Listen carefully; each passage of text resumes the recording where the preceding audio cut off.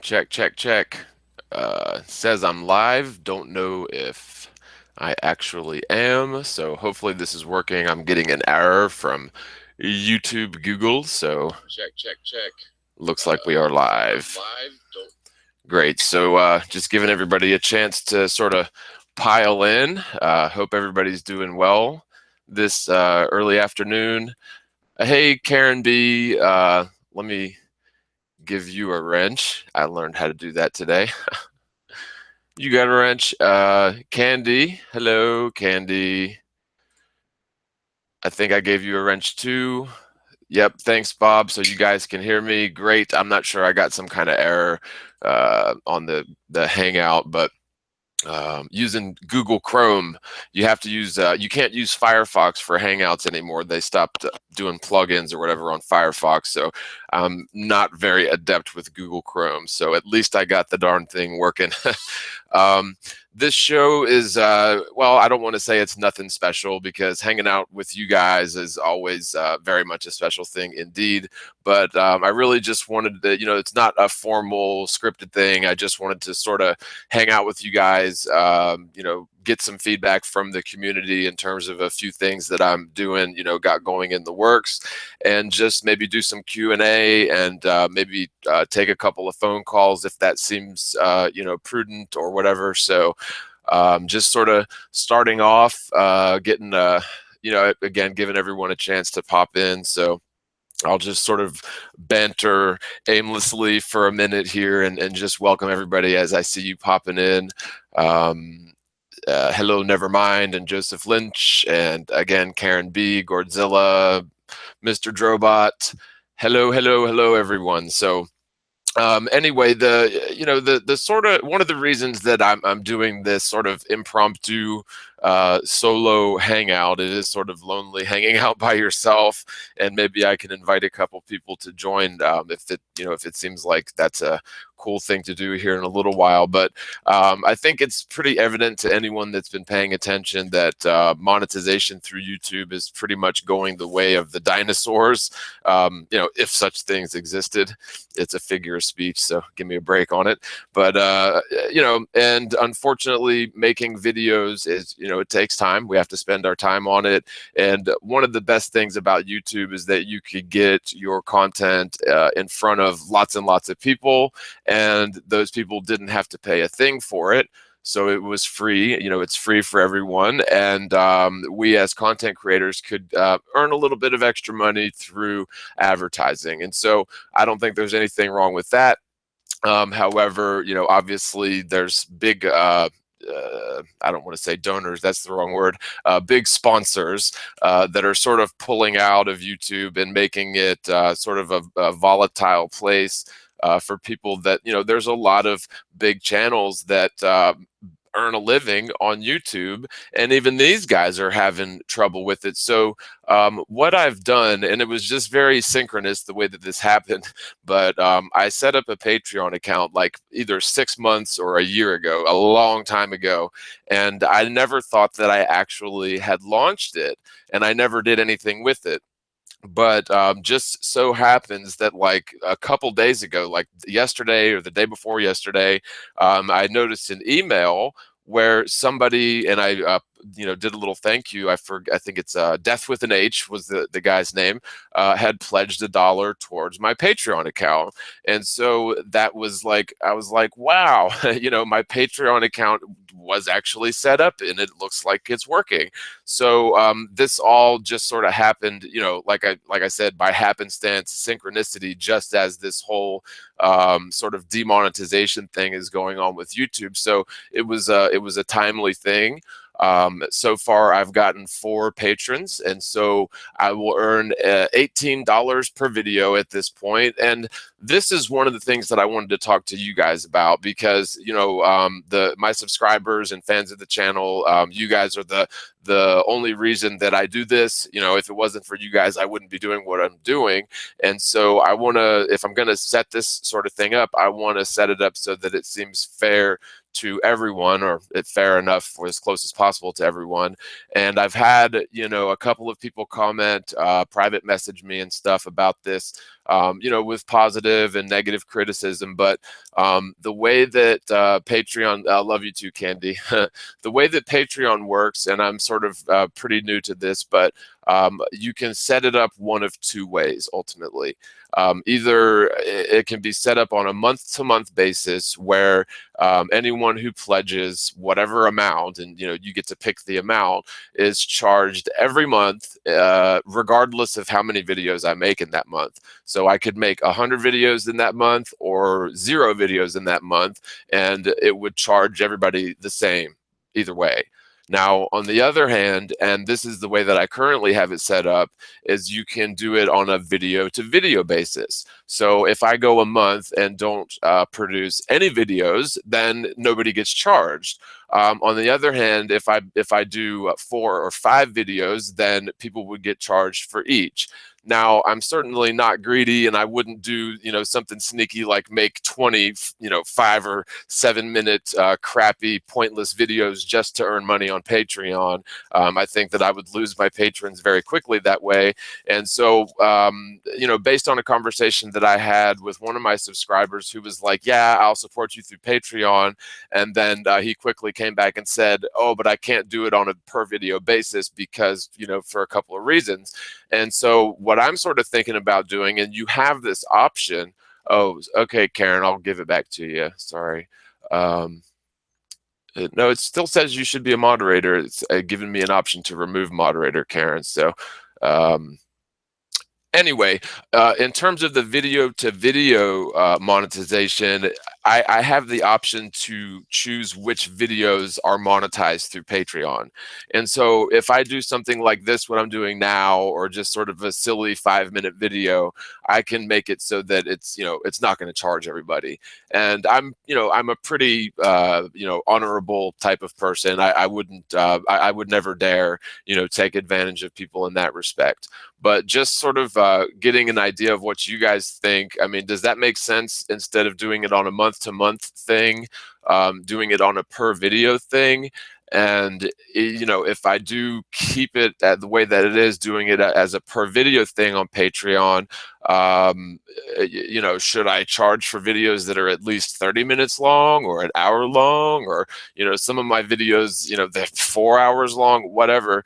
I mean, does that make sense to you guys? And again, the choices are a month-to-month thing where it charges the patrons every month regardless, or per video thing where I have the ability to toggle which videos are monetized. So that's just sort of one of the things that I wanted to pose out there to you guys and find out what you think and how you would feel about it. So keep that in mind. Now, the other sort of natural thing that I want to reach out to the community about, as I'm sort of reading through the comments, is what sort of videos would you like to see me do? Obviously, I think the big answer is going to be flat earth videos, which is sort of obvious, but I can obviously cover other topics. But if there's any sort of questions or things that people would like to see me or my take on, or my explanation of, or whatever the case may be, I'm always up for suggestions. I've done lots of different topics pertaining to flat earth, but there's so many things, and I'd like to make videos that you guys want to see. And sometimes it's difficult to gauge what the community likes and what the community doesn't like, simply because of, well, the trolls and the way that YouTube seems to have been sort of finagled over the last several months to, I guess you could say, cap off or maybe stifle the chances of truther videos, especially flat earth videos, going viral, if that makes any sense. But Anywho, any sort of suggestions? And by the way, if anybody wants to call in, I can try to do this. I think it should work on this little speakerphone device. You can call me at and I'll put it in the chat here. It's 864-327-9373. 864-327-9373. So I'll put that in the chat box in case anybody wants to call with questions, comments, gripes, suggestions, anything that Candy, you're a troll. Funny. Yeah. But so another thing, that's sort of in the common or the mainstream narrative right now is all of this warmongering and nuclear war drums going in terms of North Korea and the bombing of Syria and the Moab being dropped in Afghanistan and I just see all of this rhetoric. It's nothing new. I mean, we've been living with it for so long. But it's so comforting, knowing full well, and I guess I'll leave the 0.01% chance that such a thing as a nuclear bomb exists. But knowing, with fairly certainly that such things are just theoretical and don't exist. That being said, things like the Moab, the mother of all bombs, or the whatever air explosion ordinance or whatever the heck it actually stands for. Those sort of things certainly do exist, but watching that video where that this is the first time that any nation has dropped a Moab on a enemy, quote unquote enemy, allegedly, and it looks like they dropped it on basically just a mountain range off in Afghanistan. And the thing is about Afghanistan is a lot of people live in the sides of mountains in Afghanistan. I mean, if you watch sort of documentary videos about the native people of Afghanistan, they literally, a lot of them, make their homes in the sides of mountains. And so, it's not oh, thanks, Dana. It's not anything that's unheard of to have lots of people living within mountains and within caves in Afghanistan. And I thought that it was the news or the quote has sort of changed, because right after that Moab was dropped, I remember reading a direct quote from Trump where he said, and I'm paraphrasing here, but essentially the direct quote was that Moab was a complete success and there were no civilian casualties. Okay, and that was pretty much a verbatim exact quote. Well, when I went to find that quote, I think it was yesterday evening, because I'm sort of doing a little video on it, which I may or may not finish, but I can't find that quote anymore. And now it's sort of changed to, at this point, they haven't counted any civilian casualties. But for me, a massive, whatever it is, 20,000 or 25,000 pound bomb that was dropped on Afghanistan on this mountain range that was allegedly populated with people. I mean, there's absolutely no question that there were men, women, and children in there, because frankly, that's how a lot of people in Afghanistan live. But anyway, this does tie into flat Earth, because when you realize the extent to which theoretical astrophysics is just absolute garbage, theoretical hyperbole, intellectual masturbation, all of these things. And in reality, it has nothing to do with the natural world, yet it is what's believed by all people. And so when you've got other branches of theoretical science, when you're talking about like quantum stuff and nuclear stuff, you see sort of the same signature of scientism in these arenas as well. Now, the scientism, I think, runs the deepest in terms of the spherical Earth deception, but I think a very close second is the nuclear deception. And I've covered this several times in terms of atomic energy and how that's a misnomer. But oh, hello, Patricia Steer. Let me give you a wrench too. And don't feel bad, anybody that I'm not giving wrenches to. It's just that I may not know for sure that you're not a troll. Not saying that any of y'all are trolls at all. I just added somebody as a moderator on accident. Anyway, sorry, trying to read through some of these comments as well. Will you answer a new flat earther some questions? I definitely call if we can talk about flat earth and what I can do to stand my ground when attacked by trolls. Yeah, feel free. I love answering questions. Sometimes the simple questions of newcomers to flat earth are the best, because my journey from a globe earther to a flat earther is going to be completely different to someone else's journey, because each and every one of us has sort of our own hypothetical construct of the universe and everything within it. And each person sort of has their own key to unlocking this truth. I mean, it's not the same really for any two people. I mean, obviously the evidence is consistent across the board, but different combinations of evidence will click with one person that may not click with another person. So yeah, feel free to call. Again, the number is 864-327-9373. I'll put it in the chat again.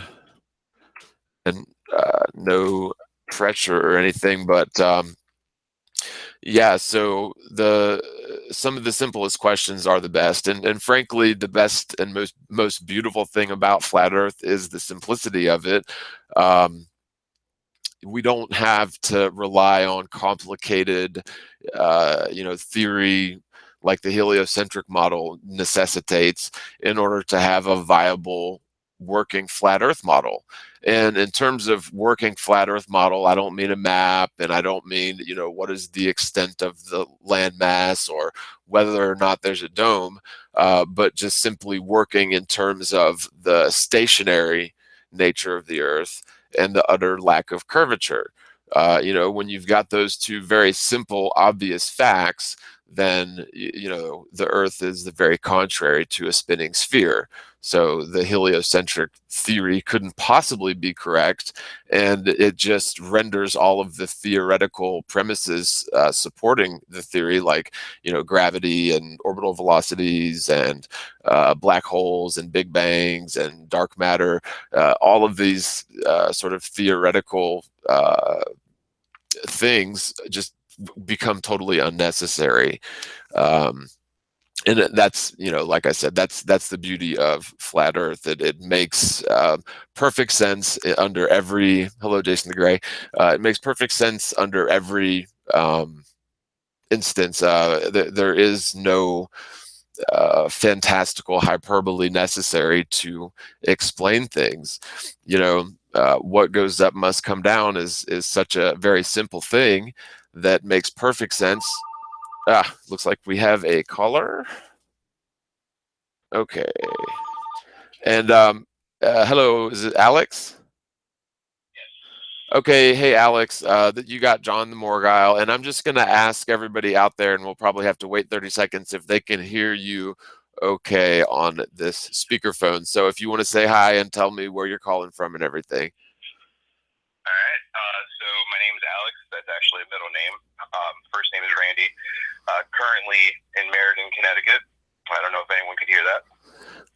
Okay, great. So yeah, Karen B. So can you guys hear him okay?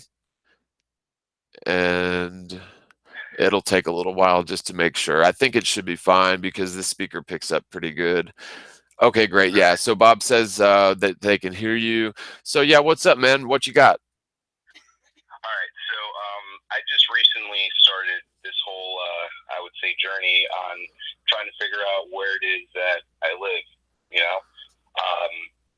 Upon all the videos that I've seen, I would say that yours and ODD TV's, along with Eric Dubé's, are some of the most, I would say, that's where I would find most evidence that other people have gone out to, perform their own experiments to see if they can measure curvature with the supposed equation that is given for a globe Earth. So every single time I watch these videos, I feel almost compelled to want to share immediately. And I've started doing that on my Facebook page. And sure enough, I mean, with it, I've noticed that you do get ridiculed. And some people who I thought were, decent friends, they've actually started the whole name calling thing, and it's just, I personally, like, I want to stand on firm ground and be able to debate everything that they say, but there are a few like questions they'll throw back that I can't answer on the fly. So, I mean, I don't know. How did you go about that when you were trying to? Right. Yeah. Yeah, no, and I totally see what you're saying. And the short answer is it's impossible to debate somebody on this, especially if they're just being introduced to the topic, because we really are indoctrinated so heavily that the first response to being presented with this is incredulity and instant dismissal. So that was the case with myself. It was brought up to me, and I thought, I literally said, is that a thing? People are actually retarded enough to believe that, and I totally dismissed it for 6 months before I looked at it. And so, in that respect, it's literally impossible to debate somebody on it, because under very rare circumstances will you find somebody that, with the first time they're introduced to this topic, they'll be open to considering it. That's because of the programming. Now, when you're dealing with people who are fairly well researched into it, what you'll typically find is that as a flat earther, you probably know more about the heliocentric model than they do. And so you sort of have to correct them, or, explain things to them about their own belief system before you can even explain, the sort of realistic counterpart of that observation in the flat earth reality. So like one example that, can be used to perfectly fit that is the whole Eratosthenes experiment, in Syene and Alexandria, where, they measured they had in one location, on the same meridian line, they had a well, which is a hole in the ground. And at that point where the sun was directly above the well, they knew it was solar noon or whatever. And at the very same time, somehow, some 500 miles away or 300 miles away, whatever, in Alexandria, they had sort of a solar clock or whatever, basically a stick in the ground. And by measuring the shadow and the length of the shadow and the angle of the shadow cast at that time, they were able to triangulate on the sun. And by assuming a spherical Earth with a nearly infinitely distant sun, where all of the light rays are coming in at the same parallel angles, then it proves a spherical Earth, and it shows the diameter of the Earth as well as the distance to the sun. But on the other hand, if you take the same data and assume a flat Earth, then you get completely different answers in terms of the size of the Earth and the distance to the sun. Both answers are technically mathematically correct, but it's all according to whether or not you approach the equation with the preconception of a spherical Earth or the preconception of a flat Earth. And so that's just one of the examples of how people will cite that experiment, that very same experiment of the ancient Greeks, as proof of a spherical Earth, and yet they won't even. A lot of times they will refuse to concede that the data. Can be interpreted in more than one way.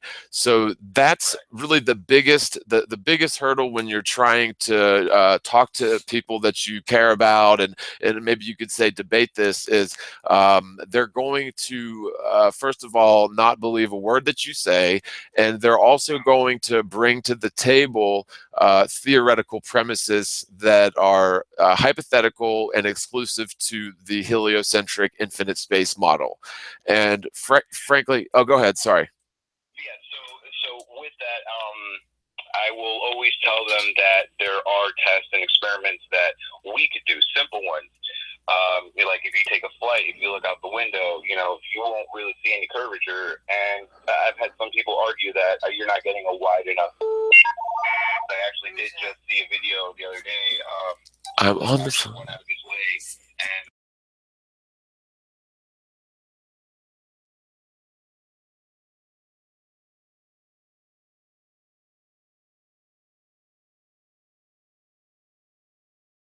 there, and I try to tell them, like, you take a hidden flight, you won't see the curvature. But then I get some people who are like, oh yeah, I took a flight, I definitely saw curvature. So with those people, I kind of try to tell them, then all right, try another test where people have been able to zoom boats back into view after they've disappeared over the supposed, curvature of the Earth.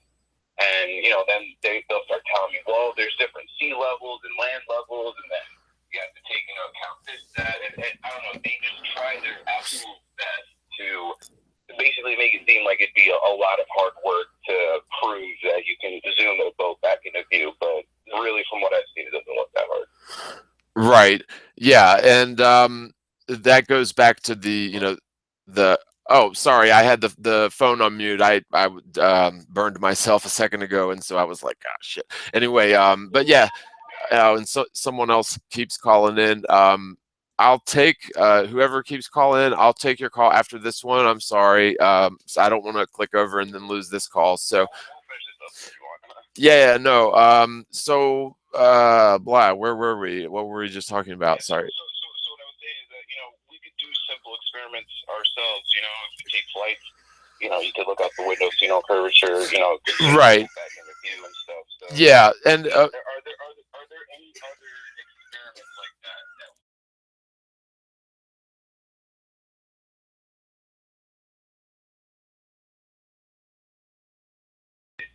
has there been anything else that people have tried? yeah, I understood it. And like ships over the horizon. That's one that's very easily disproven. Columbus and others claim that it proves curvature because the ship appears to go over the horizon bottom first. But if you actually break it down in terms of perspective upon a plane, the exact same thing would occur. And, that's something that you can explain to somebody. And once you understand what's going on there with the ship, it makes perfect sense upon a plane. But it is simple, but it's very hard to explain because people have been taught really since elementary school that that is one of the be all end all proofs of a spherical Earth. The whole ship's going over the horizon, and so when you do show that, for example, a ship completely merges with the horizon optically, due to its distance, yeah, it can be restored by a telescope, and that's been shown, countless times. Lots of independent people have done that experiment, and indeed, every single time under the correct conditions. I mean, if the waves are really, really choppy, then you've got optical, obstructions between your eye and the distant ship. But on a calm sea, the ship visually or apparently merges with the horizon bottom first, and then if you zoom in on it with modern technology, the entire hull of the ship is restored. And so the thing is, though, that they will have an argument at any point that you can make that's a valid point, or any experimental data that you can point to that is valid and credible, that they will reject it. And it's really up to each individual person to pursue this thing, skeptically, rationally, and with an open mind. And that's the trickiest part. But if you can stick to basics, what I've found is that is way more effective because, especially trolls, and I'm not necessarily saying that you're always dealing with trolls, but especially when dealing with trolls, they want to take the conversation into really far theoretical realms, or they want to debate semantics. Like I watched the other day, I tried to watch a hangout where there was one flat earther and like 7 globe heads, and they spent the first 30 minutes of the thing debating on the definition of a vacuum, and it was just totally irrelevant, because obviously even modern science claims that space is a vacuum, yet the globe heads and especially the trolls will sit there in just never-ending circular argument and debating semantics. And if you make a valid point, or point to experimental data that proves a stationary flat Earth, that they will just simply reject it. Another example is like when the during a full lunar eclipse, the sun and the moon sometimes are visible in the same sky during a full lunar eclipse. And a globe believer will say, well, that's impossible, you're lying. But they actually have a word for it. It happens so frequently. It's called a selenelion. But that's this sort of, it's sort of like a cognitive dissonance where any evidence that goes against what we're taught to believe, again, is sort of instantly ridiculed and dismissed. But again, if you can keep things simple, that's the best. Because again, if you get out too much into theory, astronomy is sort of a complex thing, but there's so many good. Yeah, that's usually what they try going for is astronomy. Hey, listen, and then just to say my goodbyes and stuff before I let you go. I've noticed that also sharing anything flat Earth related, I kind of noticed that Facebook was blocking me. It was telling me that service was temporarily unavailable. I don't know if that's happening with other people when they try to share videos from YouTube to Facebook, but if they haven't noticed, I'm just letting you know that I think that's what they're starting to do now. I actually uploaded a video yesterday showing that, and like I could post something else like a question mark, but I couldn't post a link to a video that I'd seen that shows how easily people could be deceived. It was like an 84-inch screen TV. It got put into a wall, and these people thought they were coming in for a job interview, and behind the gentleman that was doing the interview was a picture of what looked like the city behind him on a clear sunny day. Next thing you know, they got this giant meteoroid like coming into view, and like all the interviewees or the people that went there for the interview, they all start freaking out, start pointing out, at the supposed windows, saying, "Oh my God, look, look, look!" And they eventually cut out the lights in the room, and they kind of leave them in the dark for a few seconds, to make them believe that everything really just happened. And then they let them in on the joke that it was a prank. But some of them got really mad. But it's just to show that any image, anything can be shown to someone, and they'll easily believe it. Oh yeah, absolutely. That's a big, huge problem. Is that if something is presented on more than one mainstream, source, then it's obviously true. And if something isn't mentioned on mainstream sources, then obviously it's a conspiracy theory. But if people, because again, and I mentioned this towards the beginning, is that like everybody's different. Every person sort of has something that'll click with them, because frankly, we've all lived on a flat stationary Earth for our entire lives. And so everything that we've experienced has been on a flat stationary Earth. And the only thing that's spinning and orbiting things is hypothetical. It's a hypothetical construct in our minds. It doesn't actually exist in reality. And it's a difficult thing psychologically to break down. But again, everybody will sort of have their own specific combination of things that will click with them.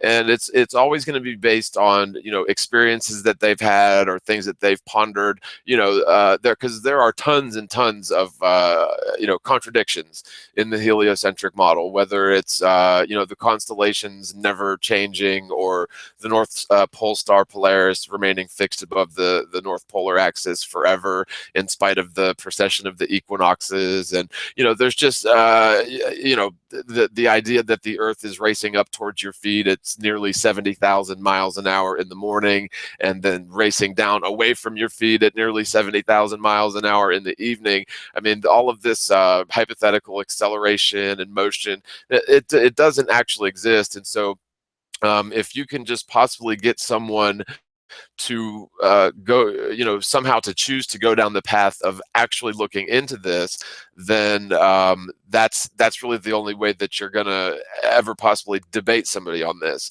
And once a person has actually gone down that rabbit hole and looked at the evidence and considered things in both models and realized that the flat stationary Earth model actually works a lot better in every single instance, then you no longer have to debate them. You just sort of maybe bounce ideas off each other and come closer to the truth. So, but yeah, man, good questions. Was there anything else? No, thanks, man. And keep doing what you're doing, obviously, because I'm eating it all up. This is like knowledge that I am accepting. I've already pushed out all the stuff that, we were indoctrinated with. So, yeah. Awesome, man. Well, it was good hearing from you. Thanks for calling, and God bless you. Have a great day. All right, later, brother. Bye. Okay, so whoever was calling earlier, you can call in now if if you so choose. Um, but yeah, some good questions there. It can be very difficult to try and talk to friends about this. I've got a friend of many years who big fan of Star Wars, and we worked together for 5 or 6 years. And when I've tried to bring up flat Earth, I was basically told, eventually just don't bring this up anymore because I don't want to hear it, sort of thing. So I definitely know, where he was coming from on that. Although I think he may be coming around. Flat Earth seems to be getting more and more in your face, more and more popular because, frankly, the truth can't be, the truth can't be disproven. That's why flat Earth is catching on and staying. You've got people on YouTube and social media claiming that flat Earth is a psyop, and others that are claiming that it's some sort of a fundamentalist religious movement. And frankly, nothing could be further from the truth. The reason that it's catching on and is literally viral is because it is true and it cannot be disproven. Um, and when you realize that science and theoretical astrophysics has essentially been lying through their teeth, they've been pushing theoretical models based on philosophical and theological preference as opposed to empirical data, then that they don't even have the semblance of science any longer. It's exactly pseudoscience. Really starting with the Copernican revolution, which that you've got this whole quote unquote unwritten law of physics that states basically that no place can be central or special or unique in the entire universe. So that right there is mutually exclusive to a flat stationary Earth.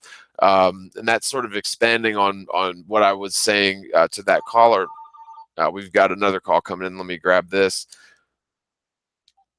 Hello, you're on with John the Morgile. How you doing? Hey, I'm doing well. Good. So I'm kind of new to this flat Earth stuff, but I was kind of wondering about meteorites. You know, Mhm. what that is coming from the sky, and how that works. Yeah. It's a really good question. In fact, we had a meteor shower here on Friday, and I totally missed it. I even intended to go out and watch it, but we've had just such crappy weather. It's been raining for just days and days straight. Um, but meteorites, I've got some theories on it. Definitely we see things at times falling from the sky. I don't know about where you've got the giant craters that they claim are from asteroids that made super impacts and nuclear like explosions. I'm not so sure about things like that.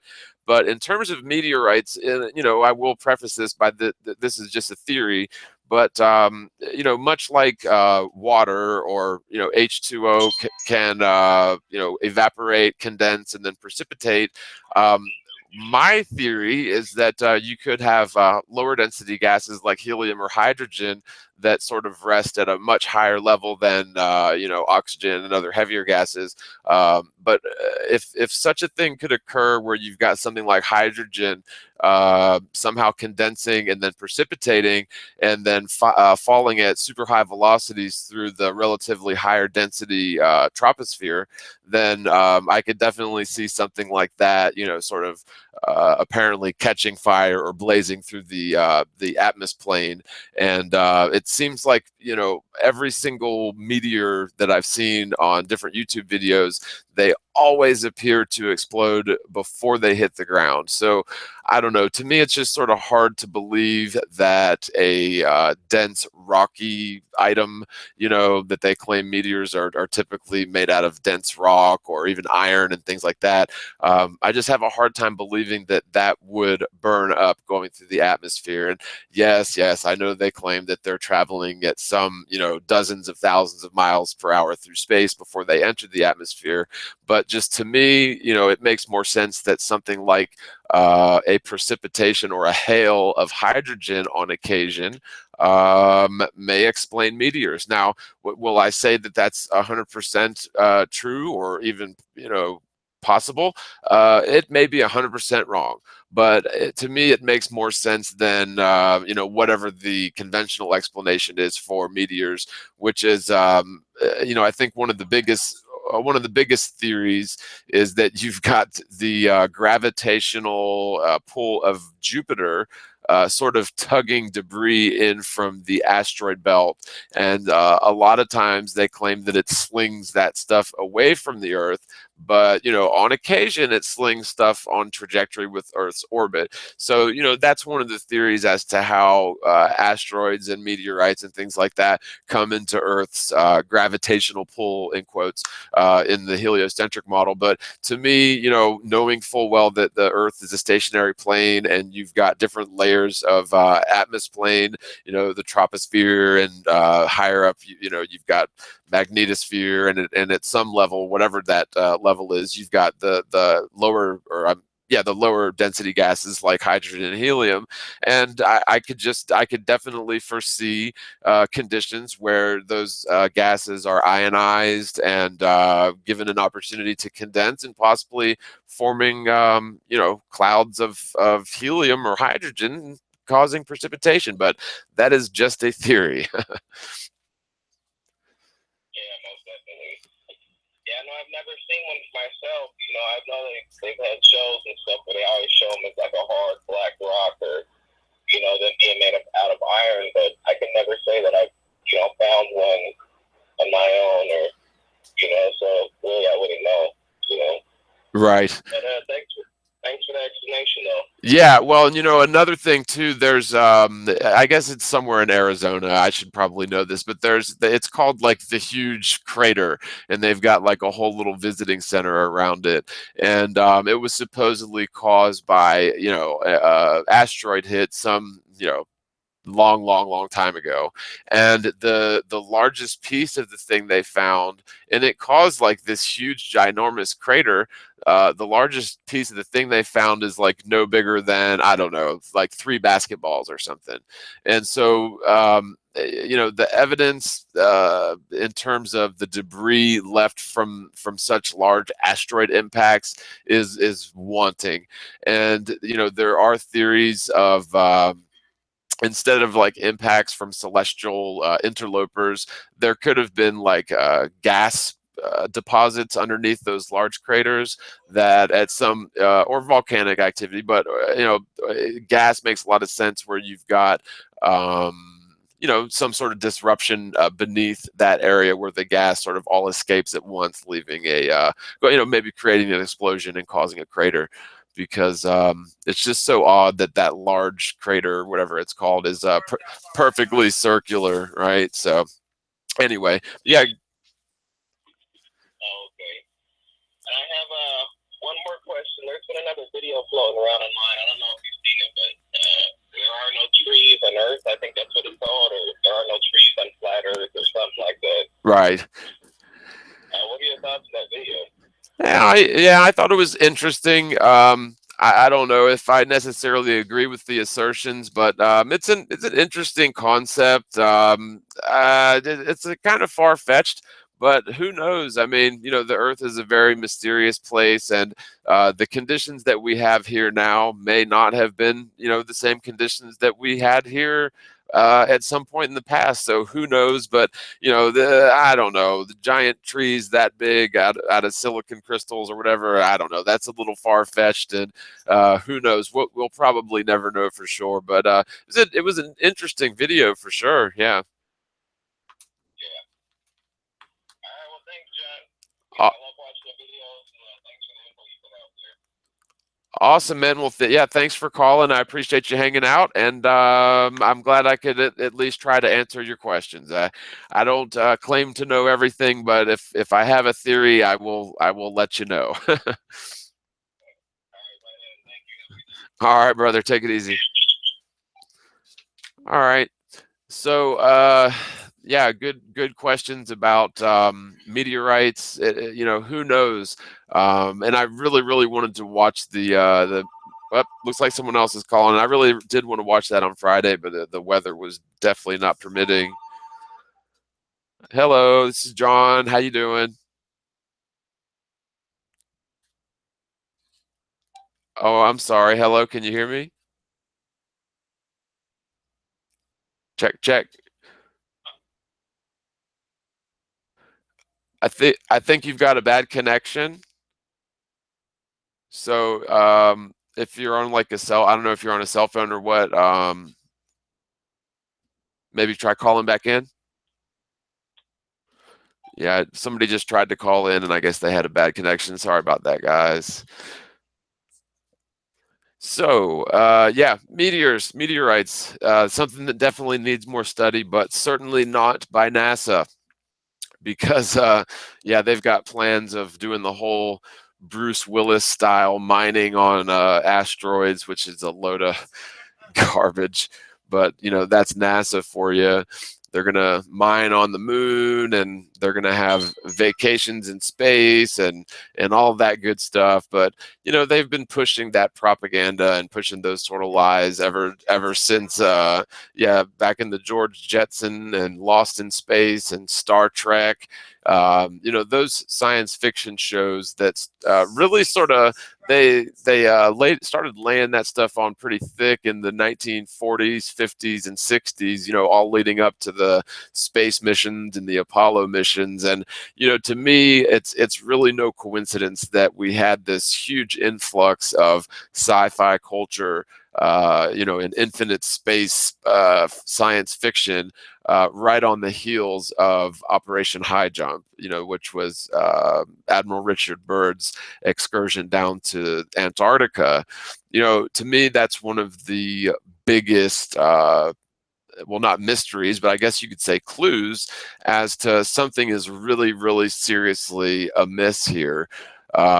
You've got Antarctica, which is, according to the regular globe Earth model, is a massive, unpopulated resource. I mean, you're talking an entire continent, at least, of totally untapped resources.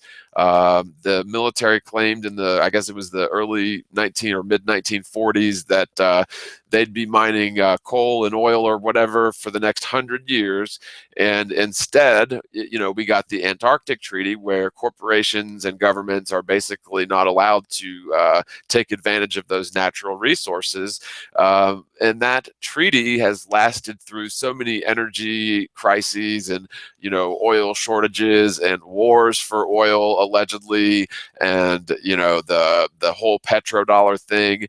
Yet, for some reason, Antarctica is left off limits in terms of corporate activity and military activity, and that really should say a lot. Antarctica is still a big mystery in many respects because, yes, you can take guided tours down to the so-called South Pole, but it's technically it's impossible to circumnavigate the Antarctic. And when you see very deceptive things like the Antarctic Cup race, which is a yacht race, they typically travel around the 45-degree south latitude, which is only about halfway from the equator to the South Pole.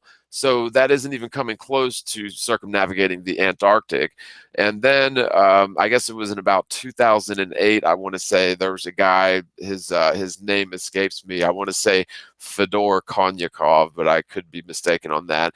Anyway, this guy supposedly set world records for the Antarctica yacht race by being the first person to circumnavigate the world lower than the 45-degree south latitude.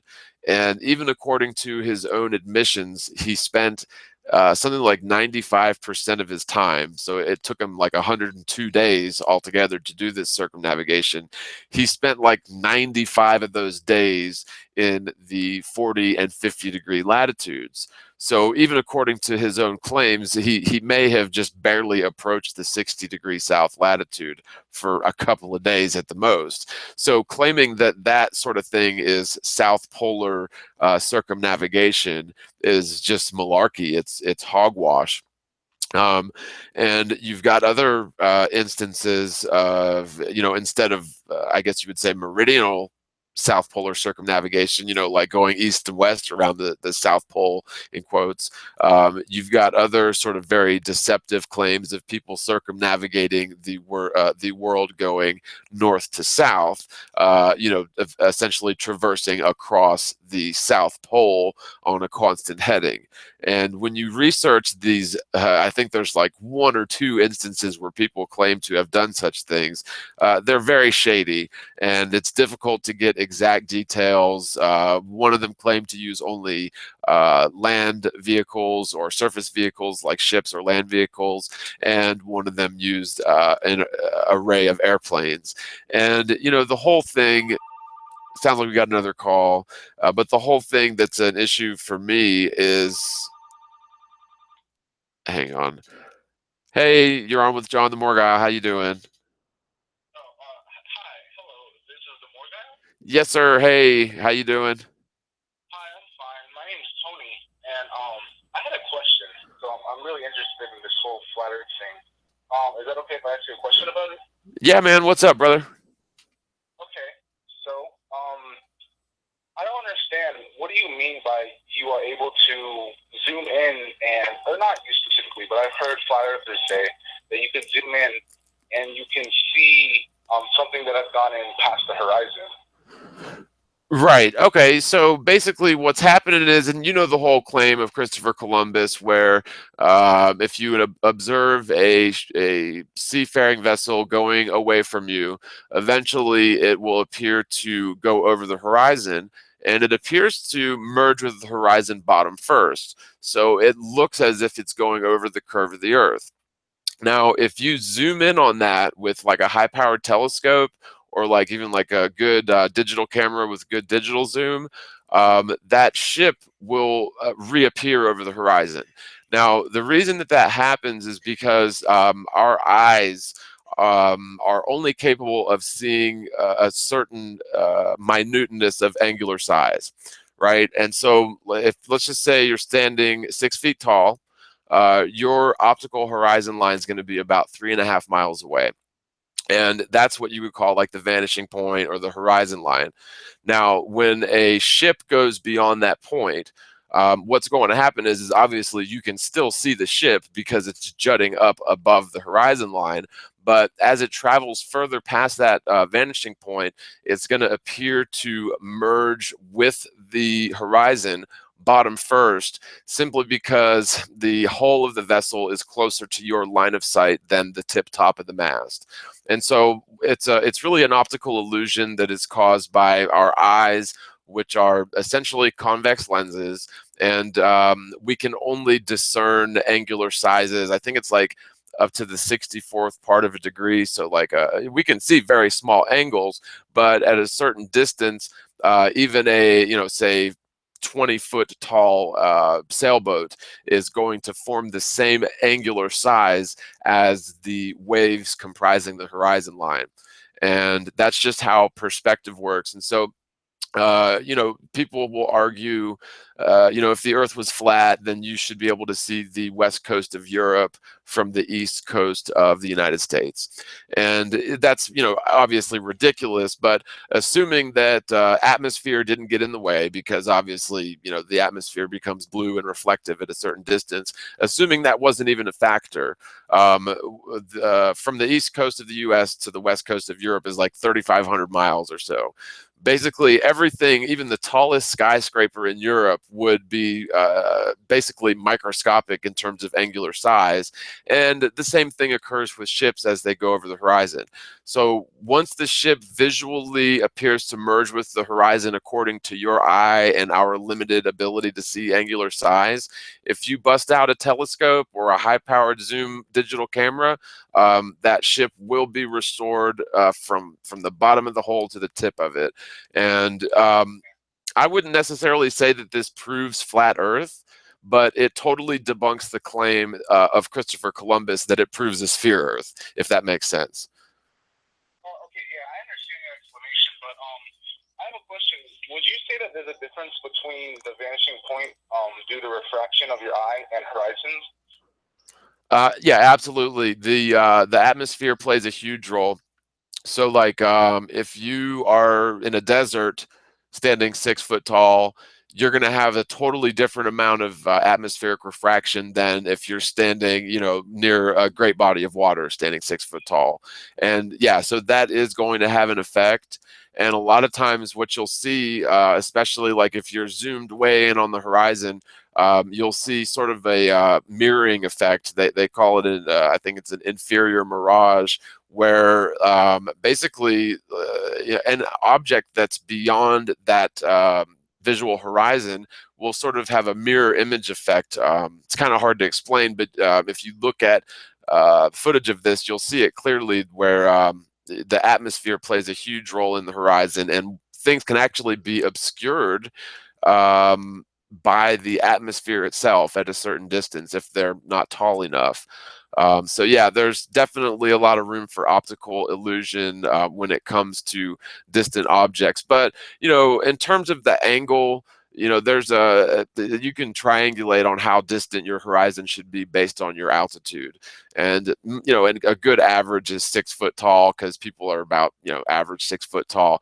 It's about 3.5 miles to the horizon. But yeah, absolutely, that can be affected pretty heavily on atmospheric conditions, in terms of refraction and whatnot. Okay, it's like okay. The thing is, I feel like you might be getting confused with what I'm saying here. So you're saying that if something's beyond your horizon, that you can zoom in and you can bring it back with like into your vision. Is that what you're saying? Well, not with your, if you, so let's just say a 20 foot tall schooner go up, exits from your direction going out towards the horizon, and you're watching it with the naked eye. It will appear, once it goes beyond that horizon line, it will appear to merge with the horizon bottom first. And if you then bust out a, like I said, high powered telescope or a good digital zoom camera, then yes, it will be restored. And what that proves, again, I wouldn't say that it proves a flat Earth, but what it does, it totally disproves the claim that this observation proves a spherical Earth, if that makes any sense. Yeah, I get what you're saying, but I'd have to disagree because I saw a video. I don't know if you know him. He's a flat earther named Stinky Cash. That's his Yeah, yeah. YouTube name. And he made a video. It's called like Flat Earth Perspective. And what he was saying in that video was basically that you can only when you zoom in with like a camera or something, you only enlarge everything within your horizon, right? But you can't actually like go past your horizon, but you can't make your horizon wider by zooming in with a camera. You see what I'm saying? So whenever you're zooming in, you're not actually going past your horizon. You're only seeing stuff that you technically would be able to see if your eyes were good enough to see it. Well, no, you're exactly right, because see, at a certain distance, even that 20 foot tall schooner is going to form the same angular size as a 6 inch wave that's 3 miles away. So let's say the schooner is 7 miles away. And I'm just throwing numbers out there just off the top of my head. These, don't check my math on this. Just an example. But say the schooner's 7 miles away, so it's 3.5 miles past your visual horizon. At some point at a distance, that 20 foot tall vessel is going to form the same angular size as a 6 inch wave 3.5 miles away. And so in that respect, no, you're not going to be able to see it with your naked eye. And again, that's just due to the angular size. Now, if you have an optical device that can increase on that, then no, you're absolutely right. You're not actually seeing over a curve, or you're not increasing your visual horizon. But what you're doing is you're enhancing your ability or increasing the angular size through optical manipulation, through a telescope or a high digital zoom or whatever. But Yeah, no. The one thing that it refutes, for sure, and you know, I would just say do the experiment for yourself if need be. Lots of people have done it, but it refutes the claim that you know, the ships going over the horizon bottom first proves a spherical Earth, because such a thing would actually occur upon a perfect plane as well, just based on the laws of perspective. So.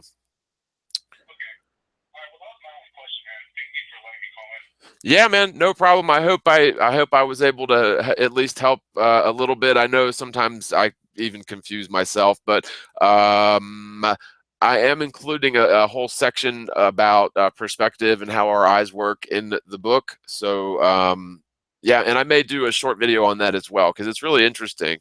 And once you understand how the eye works, it's really easy to explain the sort of optical illusion of how ships, you know, go bottom first over the horizon. Right. So, Yeah. yeah, awesome, Okay. Well, yeah, that's all. awesome, man. Well, thanks so much for calling. Thanks for hanging out, and peace, brother. All right. Later. All right, bye.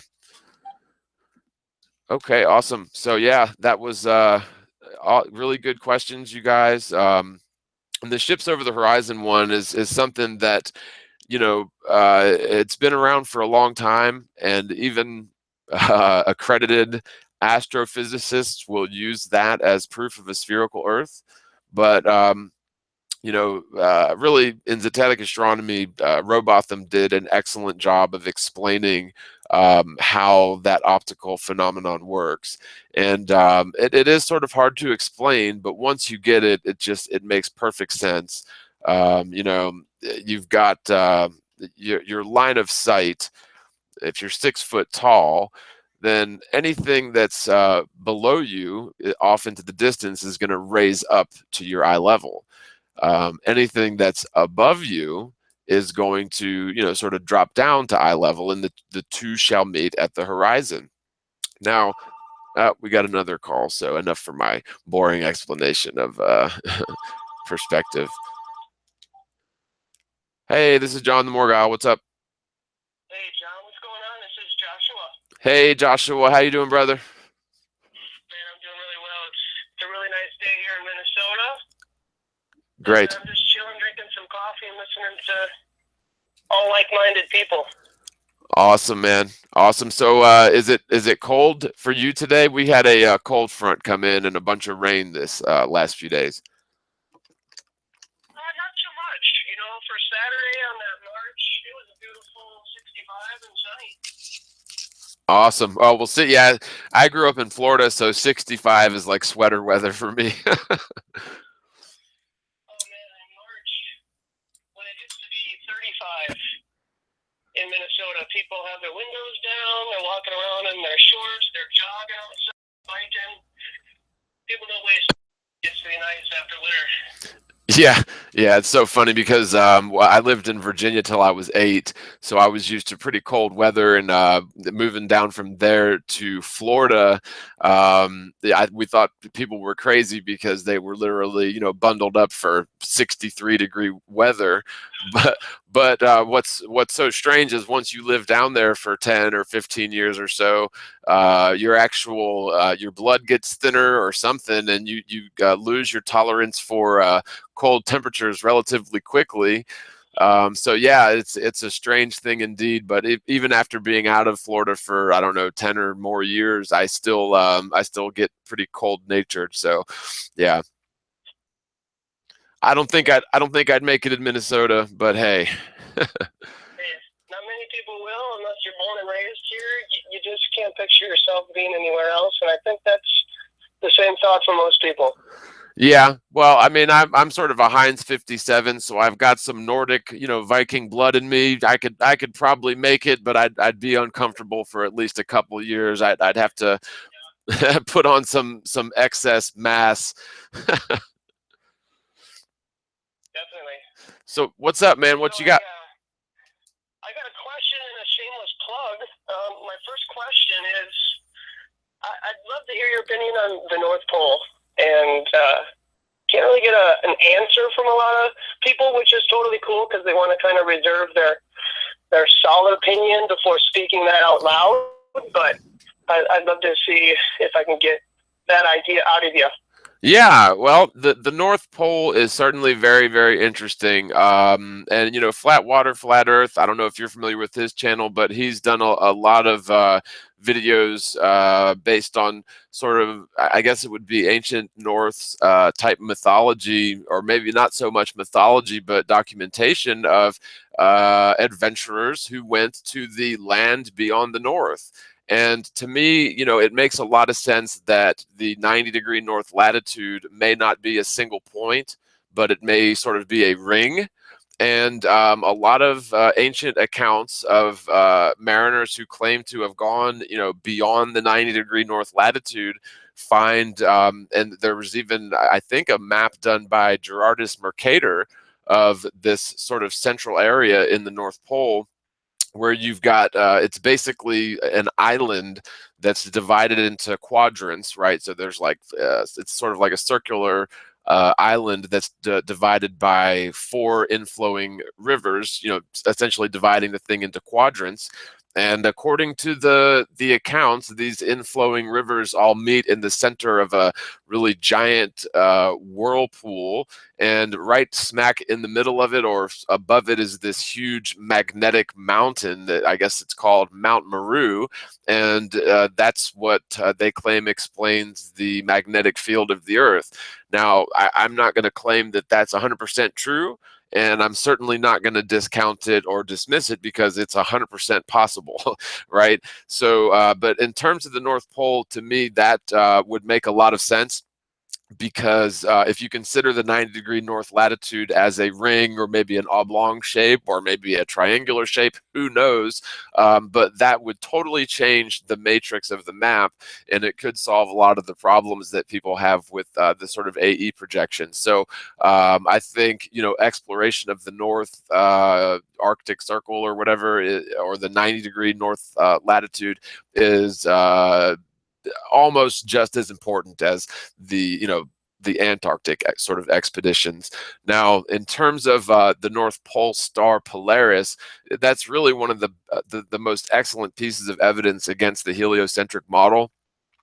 Because you know, you've got this whole thing of the precession of the equinoxes, which for anyone that's not familiar, it's a 26,000-year cycle where the sun rises in front of a specific constellation on the equinox. For the last couple thousand years or whatever, we were in the age of Pisces, according to this. And now, just within the last, I guess, month or so, we've entered into the age of Aquarius. And again, this is all according to the precession of the equinoxes. Now, the heliocentric model proclaims that the precession of the equinoxes is caused by axial precession of the Earth. And so basically what that means is that, you know, while the Earth spins on its axis, that axis is going through a very long-term wobble or precession, which takes 26,000 years. The problem is that the North Pole star has been directly, pretty much perfectly aligned to the North Pole for all of recorded history, when, you know, technically that thing should be moving pretty quickly. You know, it should be precessing 1 degree every 72 years. And no such measurements or observations or documentations have ever been made. And yet ancient astronomers were meticulous enough to notice the equatorial stars slowly regressing over an entire lifetime by observing them on the equinoxes. I think we need to give them a little bit more credit and assume that they would have noticed the North Pole star moving as well, you know, much more obviously than the equatorial stars. So North Pole, does that kind of answer your question, or did I go off into left field or anything else about the North Pole? No, I'm totally on track with you, man. I was keeping up, and I actually have some follow-up questions. I'm educated in terms of understanding what my opinion is, and it's very solid about what I think about the North Pole, from what I've seen, heard, and observed. But my follow-up question is, do you think that it has anything to do with the Garden of Eden, that the North Pole is based on the Lord of the Rings movies. And I guess to give you something else on a side note, David Wilcox has some information about Antarctica, and I think that the roles should be switched because I think I've seen some interesting information about Antarctica being the North Pole, and that's actually how the North Pole is shaped, and it's surrounded by water to kind of protect it. And I think the establishment knows that that's that area, and it could be the Garden of Eden, and they're very protective of that area also. And they're focusing all of our attention on the ring that surrounds us that most people would identify as Antarctica, if you're awake, obviously. Mm-hmm. So those roles would be switched. So Antarctica, how it's shaped on a globe, is actually the North Pole. And like you were saying about the North Star, too, yeah, it changes. They would say it changes. It's on another phase. It's going to be under another star, and it's going to be called something different. I can't remember what that name is, but yeah, so that's my follow-ups, I guess. Yeah, and let's see here. In terms of like the whole, Lord of the Rings and the Middle Earth and the Garden of Eden, I think that well, one of them would be like J.R.R. Tolkien, right? And he's not exactly like a biblical sort of author, but all that sort of legend, I think, sort of has a grain of truth, perhaps. And in terms of it being the Garden of Eden, I mean, anything's possible. That there could be exactly like it is portrayed in that Mercator map that I mentioned. And there's lots of different accounts of people going up there and literally finding like giants and like all sorts of crazy stuff up there. I think anything's possible, but at the end of the day, like you said, they're keeping us from really being able to get in there and explore. And naturally, it's very difficult to go explore the North Pole and Antarctica, respectively. It's not like they're on the way to work. I mean, you really have to be prepared and be prepared to spend a lot of money and time and risk possibly life and limb doing these sort of expeditions. And then, of course, you have the Arctic and Antarctic treaties, which are very much preventative of free roaming of those areas. So, the fact or the idea of the Antarctic being central, I've seen, like an AE projection where you can make an AE projection where any place is the center. To me, the fact that the North Pole star is always towards the north, according to anywhere on Earth, that really just lends credence to the idea that the north is in the center. Now, I mean, I could be totally wrong about this because one of the things I always say is we can't necessarily rely on celestial lights and ascribe those observations directly to apply to the Earth, but just, sort of using common sense logic as best as possible from our little, three-dimensionally bound human brains, it seems to me, it makes a lot of sense that the North is in the center. And I really doubt that the 90-degree north latitude is a single point. I think it makes more sense for it to be like an oblong sort of ring or whatever. And yeah, within that, you could have what's called in the Lord of the Rings, Middle Earth. And for all we know, all of civilization may have come from that region. I mean, we really don't know. Someone else is calling in. Did you have any other questions or any other comments? I appreciate your information, and I'll definitely take it into consideration. I have a shameless plug. I went out and I did the March for Fake Science in St. Paul, Minnesota on Saturday, and I Facebook Lived it. And I'd really encourage everybody to check it out. My name is Joshua Swift, March for Fake Science. Search for that on Facebook. I think you'll run across it. It's a long video, but I just want to encourage people when they have free time or it's a weekend, get a sign that challenges a person's thought. They will approach you and they will laugh. And then when you say, but you still believe it though, and you think that it's funny. and then they'll walk away, and that's you planting a seed. We really got to wake people up, guys. We got to be like a cancer to this reality we live in. Saturday or Sunday, if you got an hour or two, and it really sharpens your own personal belief in what you're doing. It gets you active because this reality works on actions, not just thoughts. Your thoughts are your actions. And you can't sit around and watch Netflix all day. You got to get out there and really advocate what you believe. It's really simple. And it's a great opportunity to really interact with other human beings and promote your concepts and your ideas. And we can really unite and take the establishment down because they need to be held accountable. Because they will be held accountable when he returns. But let's start that consciousness to reveal itself. Truth will win. And NASA is a complete and utter deception. And we need to wake these people up. Yeah, definitely. And I think that the truth is winning out, and that's why we're seeing such a huge response from Google, YouTube, and just basically censoring and pulling the rug out from independent content creators. And there's a huge market for something similar to YouTube now, and hopefully that something like that will be rolled out sooner rather than later, and it won't be bought out by these multinational conglomerates like Alphabet that now own YouTube. So yeah, awesome, man. Thanks so much for calling. Thanks for your input and questions. It was excellent talking with you. And I actually had 2 other people call in, so I'll let you go. And if someone else wants to call in, we'll give them a chance. Thanks, John. Have a good night. Thanks, man. Take it easy, brother. Bye.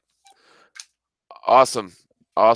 So, okay, sorry guys. I know 2 people tried to call in just now. If you want to try to call back in, I will try to catch your call. I'm using my little speakerphone here, and I've got 1 battery bar left, so I guess I'll try to go till my phone dies.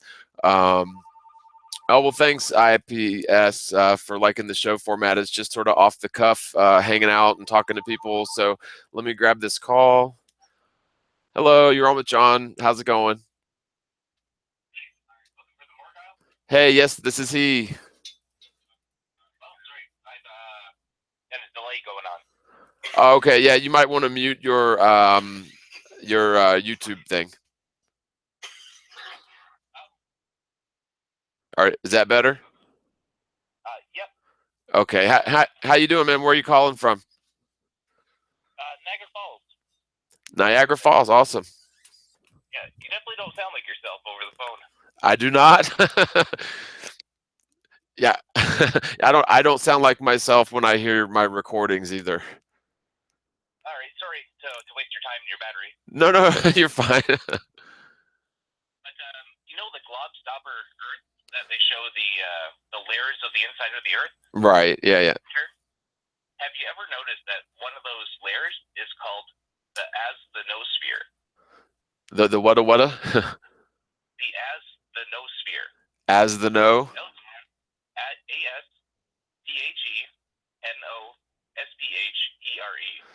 ASTHENOSPHERE. That's funny. Hidden in plain sight. Totally in your face. Like, what a slap in the face that one is. It really pisses me off. Right. Yeah, it's like the thermosphere is some thousands of degrees in temperature, but it's also can't be felt because it's the molecules are so farly sparsely populated. Ridiculous. Oh, absolutely crazy. Ginger Sugarbush 905 YouTube, just throwing that out there. And I just want to thank you for everything that you do. You're definitely one of the guys that woke me up. The snow globe Earth, or I think that was the one, or the snow globe, something from way back. That one really got me thinking. So I just wanted to say thank you very much. We definitely appreciate it, and hopefully I'll see you in North Carolina. Oh, awesome, man. Yeah, it's coming up around the corner, November 9th and 10th in Raleigh. So yeah, I will be there. And thanks so much. And I appreciate you letting me know that. It means a lot to me because that's why we do what we do in terms of flat earthers. We've come across this truth that's just so astonishing and staggering and life altering. And it's like we have to share it with people, and yeah, we're going to catch a lot of flack and there's going to be repercussions, but it's just really nice to know that people are catching on and spreading the truth. And I'm just glad that I was able to be even a small part of this, and living in exciting times. So yeah, man, awesome. And now you sound like yourself. Okay, good. I don't know what that is, but that's weird. Anyway, thank you very much. Canada loves you. Awesome. Well, I love Canada. All right. Take care. Take it easy, man. Bye. Okay, awesome. So yep, whiz waz, flat as F. Okay, so Dave Poole says he has a picture taken last week of an astrolabe from the times of Henry VIII, 15th century, and is still working today and based on flat Earth. Yeah, those astrolabes are awesome. Bob says he blames Canada. So I'm just sorry, guys, taking a break, reading through me some comments. Gonna get a sip of nectar here. How long have we been going? I don't even know. Oh, it says started streaming 1 hour ago. Okay. So let's see here. Is there anything else that I wanted to cover? Any questions anybody want to have, or anybody has? If anyone wants to call in, I still have a bar of battery juice on my phone. So again, the number is 864-327-9373. I just popped it in the chat. Make the callers louder. Yeah, it's as loud as it'll go. I'll try turning the phone around because the speaker's on the other side. Maybe that'll help. And if I raise my microphone volume, yeah, I might be like way loud. Let's see. Am I like way loud now? Let me know if I'm way too loud. Anyway, maybe that will help. Candor, this is like 1/4 of Morgile's normal vids. Actually, this is the first time I've ever done something like this. I did, the Static Plain Truth show for 2 seasons. I don't know, it's been a year since I did season 2, but I've never actually done a, just sort of a hangout where I'm able to communicate with the community, talk about the moon. Yeah, the moon is very, very interesting. I've been looking at it a lot lately and trying to understand how it works in the flat Earth model, trying to explain to people how it doesn't work in the globe Earth model. And 2 real easy observations. These are a couple things I should have mentioned to one of the first guys that called in. If you're still listening, 3% crescent moon visible. It was like almost 2 hours after sunset. And if you look at the heliocentric layout, that's impossible. The 3% crescent moon should be nearly aligned to the sun. And so for that thing to be visible an hour, hour and a half, almost 2 hours after sunset's impossible. And then you've got the full moon visible in broad daylight, which is equally as impossible. Hey, you're on with John, the Morgile. How's it going? Hello, hello. Can you hear me? I guess I cannot hear you. If you can hear me, please. Yep. So much for that. But yeah, equally as impossible is the full moon in broad daylight, which I observed, I think it was August 19th of last year. And then the 3% crescent moon was just like last month. So, these 2 observations just don't work in the heliocentric model. There's no way that you could see the moon that's allegedly 250,000 miles away underneath your feet through the earth. It just doesn't work. So, okay, here comes another call. Hello, hello. Can you hear me? I can hear you. Okay, good. I can hear you too. This is John. How you doing? Hey, what's going on, brother? My name's William. Hey, William. So, I'll get you a quick question in real quick if you don't mind before your battery dies. So, I live in Big Bear, California, up in the mountains, and I'm roughly 7,000 feet at elevation. If we live on a flat plain, shouldn't I be able to see the sunrise significantly earlier than somebody, say, that was behind the mountains? What? And I think I understand your question, but yeah, absolutely. So, like, for example, if you live in a holler or like a valley, then your sunrise and sunset are going to be, or your daylight is going to be shorter than somebody that lives in a plain. And similarly, if you live on the top of a mountain, then yeah, your sunrise is going to be earlier than somebody who lives to the west of that mountain. By doing, my flat Earth perspective, and I started doing research like 2 years ago.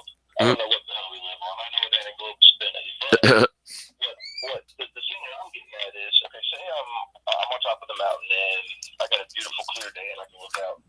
How much longer should I be able to see the sun before it actually sets then at nighttime? Shouldn't I be able to see it like significantly longer than somebody that was, say, a little lower down because of the perspective? Somebody at sea level versus being, 7,000 feet up. A mile and a quarter up or something. Yeah, you would think so. Yeah, I mean, have you checked? I mean, I would look at time and date. I tested it. I don't know. I mean, I googled it, and they say on Mount Everest, you're at the very peak. The sun sets. It's not very long. It was like 17 minutes or something like that. Don't quote me on that, but it wasn't very much. It wasn't a very significant difference, and that was 25,000 feet up in the air. Right. Yeah. And so, that being said, how would that prove that our sun is smaller than what we really think it is? Because we'd be able to see it a whole lot longer if it was bigger, or? Well, and I'm not sure, how far along you are into flat Earth, but basically the heliocentric model dictates that the sun is 93 million miles away and like 900,000 miles in diameter. But if we're living on a flat plane, then the sun is necessarily much closer and smaller than what we've been told. Now, some estimates based on triangulation and pretty much using Eratosthenes' same data, they're triangulating on the sun being somewhere between 3,000 and 4,000 miles away and being anywhere like 30 to 35 miles in diameter. But I don't necessarily agree with that because at the atmosphere and all of the different layers of media which the sunlight has to pass through in order to reach your eye.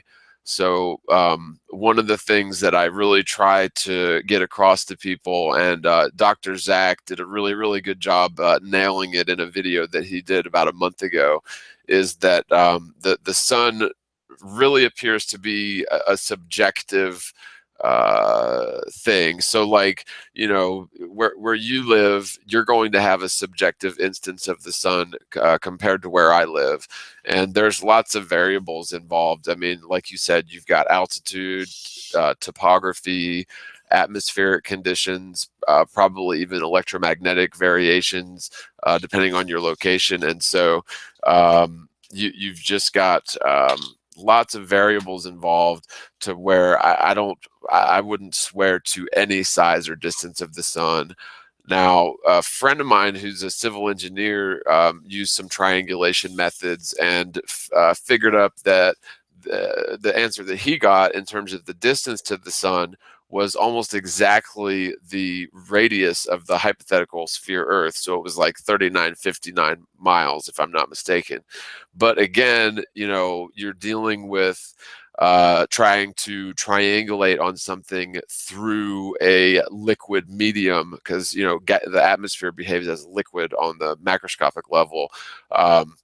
So here's an analogy that I've used a couple times, and this may describe it so that it's better understood. So like, just imagine if the entire flat Earth was a basketball court. And on that basketball court, you've got a bunch of upturned drinking glasses filled with water, and you could observe and let's say they're placed a foot apart every square foot on the whole basketball court, and you can observe from within these drinking glasses, you can observe from within them. And let's just say you had a giant or a large omnidirectional light pass over the top of that basketball court. Well, somebody that's observing from on the far left of the court from within their little bubble of liquid is going to have a completely different experience than somebody that's somewhere in the center of it. And trying to triangulate on that light source from within these subjective bubbles of atmosphere would be sort of impossible. And so that's the triangulation thing. What I was thinking also, because here's the deal: I live in the mountains, and the sun up here looks way different than it looks when I go down to LA at the beach. When it sets, and it looks way different when I lived in Key West. I used to live in Key West, so the smog makes the sun look way different because of smog. Right. In LA, and then up here in the mountains, the sun, it's weird. It looks bigger up here. It's like I'm closer, so it almost gives me the thought that maybe it's not that far away because I do that. But then I go down to Key West, and it looks the biggest down there because of the atmosphere down there. So, and that's at sea level. So. Right. Yeah. Yeah. That makes a lot of sense. And yeah, viewing the sun, it really just seems like such a subjective thing. And like you said, I mean, if you're looking at the sun on a clear day, it's very defined. But if you're looking at the sun through some clouds, it looks totally different. And that's exactly the sort of thing that I'm talking about. Only there's just there's lots of different variables, known and unknown, that can affect light in really, really profound ways between our eye and the sun, however far away it is. Now, I've seen some, pretty popular high altitude weather balloon footage where the sun doesn't appear to be even a few hundred miles in altitude. But again, right. But again, that could also be a subjective thing where you've got whatever the light source of the sun is, that's totally invisible. And what we're seeing is sort of a subjective rendering of that light as it's passing through a specific layer of, whatever it is, whether it's a magnetic field or a layer of atmosphere. Like one of the ways I've sort of think about it is if you've got like say like 3 or 4 plate glass windows lined up one in front of the other, and then if you shine I don't know, a high focus beam, either a laser beam or a flashlight through those 4 window panes, you may have different instances of that light appearing to sort of manifest in each pane, but neither of those manifestations of the light is the source, if that makes sense. And so yeah. And so, like, since we really don't have any idea of where the source is or what the source is in terms of sunlight, it's really, really difficult to say, how far away is that source or what is that source. And, that's really the best thing about flat Earth is we can honestly answer, we don't know. And that's a whole lot better than making something up and forcing it on toddlers. So like with the conventional model, they say the sun's 93 million miles away and it's powered by hot atomic fusion, period, end of story. But the problem is hot atomic fusion is just a theoretical thing that can't be demonstrated or replicated in a lab. And so, of course, they push that on people as scientific fact. However, it's complete pseudoscience. It'll never be proven.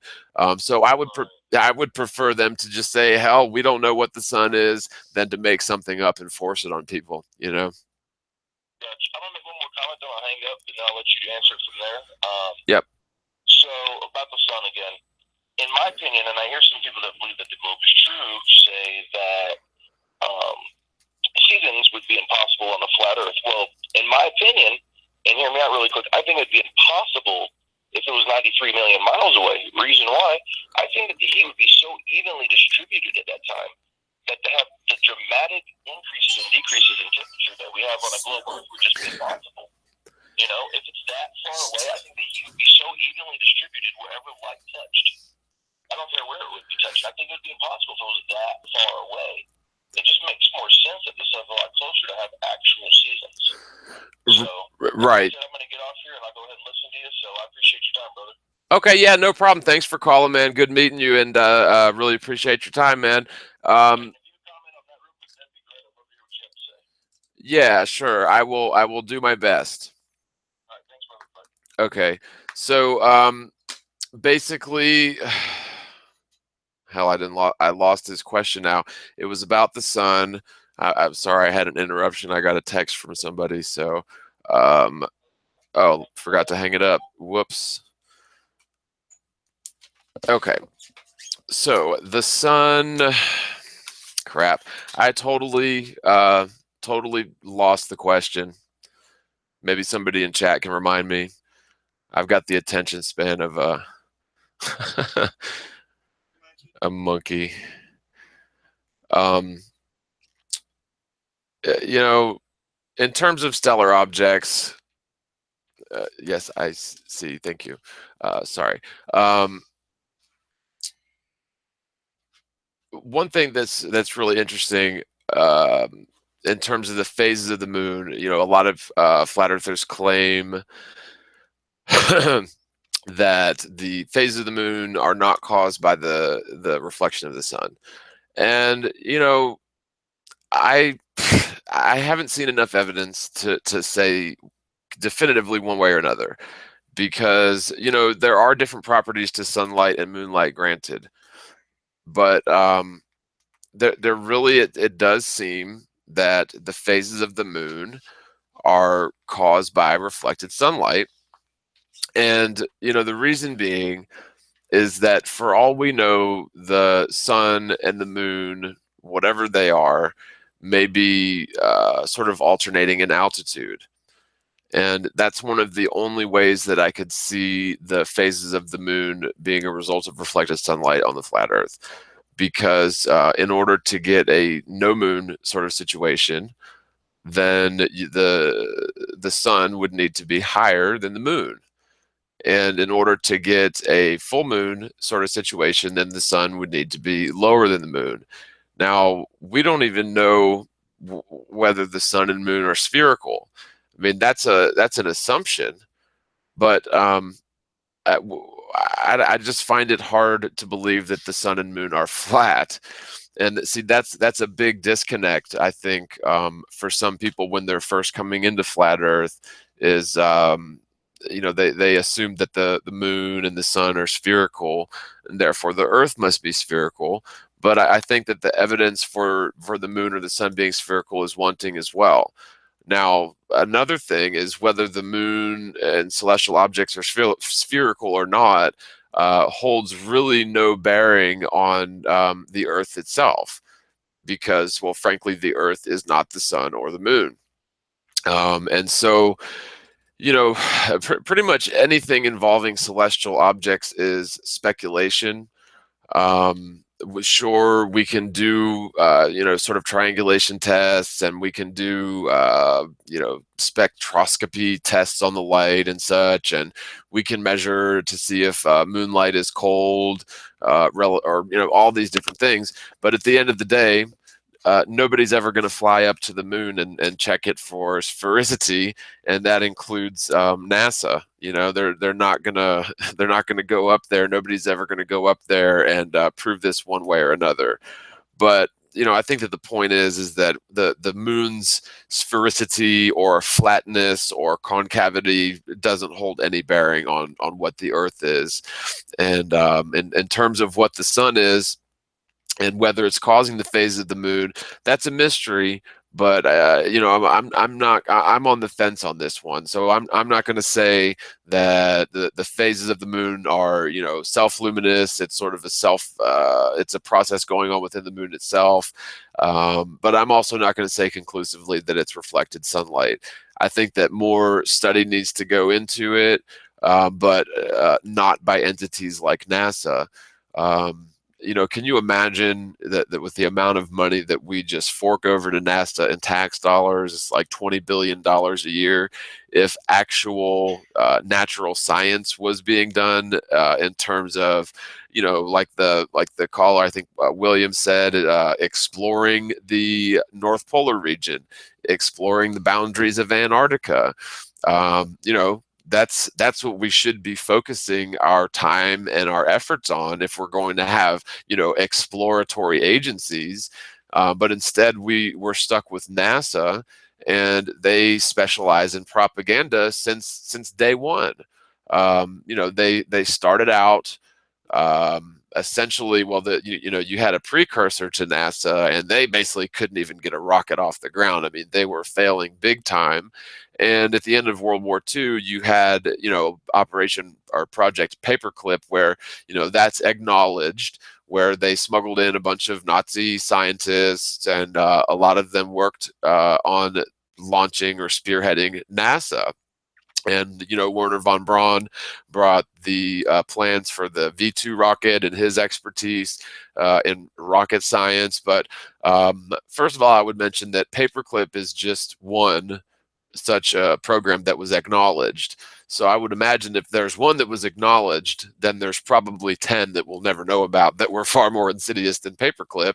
But also, when you've got people coming over here that were high up, members of the Nazi Party, whether they were scientists or not, one of the things that the Nazi Party specialized in was propaganda, or Wolfensteinkrieg, or worldview warfare. And that's essentially what NASA's been doing since its inception. And if the people, American people, knew what was going on in terms of NASA being run by a bunch of Nazis, they would have been furious, absolutely furious, because so many people fought and died in World War II against the Nazis and the Japanese. And that's why obviously the government did it in secret. But again, I don't think that they necessarily use people like Werner von Braun exclusively for their rocket science capabilities, but more so for their propaganda capabilities. So Coy says the term Nazi was made up after World War II. Well, we can use common vernacular. What were they called before World War II? I don't know. Whatever it was. And there's lots of different views on the Nazis and what happened during World War II. I grew up, my grandfather was a World War II vet, so I grew up hearing lots and lots and lots of stories regarding what went on over there. And it was always from very much a sort of patriotic viewpoint. But when you sort of look at it from a less emotional standpoint, it really appears that a lot of things that were purported during World War II turned out to be false. And I'm not going to get into all of the gritty details, but the point is not, I'm not demonizing Nazis per se, but the point is that the United States public would have been furious if they'd have known about things like Project Paperclip as they'd occurred. And that's why it took 50 years plus and Freedom of Information Act requests just to get them to acknowledge that one thing. And, again, if they acknowledged Paperclip, then the odds are that that was probably the least egregious of such operations. And if you go and study what occurred as Berlin was being invaded towards the end of the war, I've heard some fairly interesting and seemingly credible accounts of Adolf Hitler himself escaping and living out his days to, into his late 80s somewhere in Argentina or something. And as crazy as that sounds, it really wouldn't be too far-fetched, because there were a lot of high-up SS officers and such that were able to escape the Nuremberg trials and get out of Germany prior to the complete fall of Berlin. And it wouldn't surprise me at all to find that Hitler was among them. Especially considering, all of the rigmarole with Hitler's alleged corpse. And I think they found out that whatever Russia had on file or in their vaults or whatever turned out to be a woman's skull or something like that. It was very, very questionable circumstances, but I suppose that's a topic for another discussion. But it really is just Hitler's actually Alex Jones and Nathan Oakley. That's funny. Oh Lord, he just needs a mustache. Okay. So does anybody else want to call in? Does anybody have any questions or any suggestions for future videos or anything that you guys want to talk about? Spheres are totally racist. Yeah. They are perpendicularly challenged. That's the politically correct terminology. Parallelogramally challenged. So how can we see a 50-mile wide crater on the moon 253,000 miles away? Yeah, Red Moed, that's a good question, and you're absolutely right. It's funny because usually NASA gets their numbers right, to where at least they work theoretically. But yeah, I've seen craters that they claim are such and such in diameter, yet you can clearly see them with the naked eye, proving that they're lying one way or another. Either they're totally wrong about the size of the crater, or they're totally wrong about the distance to the moon. So yeah, definitely. Let's see here. Somebody keeps telling me to get a Bitcoin address. Yeah, what I've heard about Bitcoin. I've never mined for Bitcoin. I've always just thought that sounded weird, to mine for a non-physical thing. I don't know. It's almost like when you're playing those role-playing games, trying to gather iron and different materials to build your weapons with, right? No, I'm totally joking. So, I'm just sort of reading through the chat here, guys, seeing if anybody else wants a chance to call in, because I'll be wrapping this up here in just a minute. Unless anybody has any questions, comments, suggestions, calls. That number is 864-327-9373. I'll put it once again in the chat. And someone had asked, am I going to be doing Hangouts like this more often? If you guys would like me to, then I will. So give it a thumbs up if you liked it. Share it. Don't forget to subscribe if you've been unsubscribed. And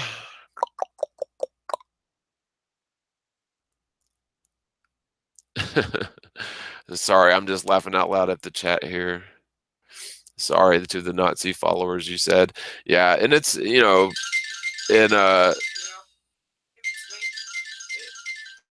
I've got like I said, I'm Heinz 57, so I'm like an eighth German, and my wife's half Jewish, so there's no sort of Holocaustal animosity here.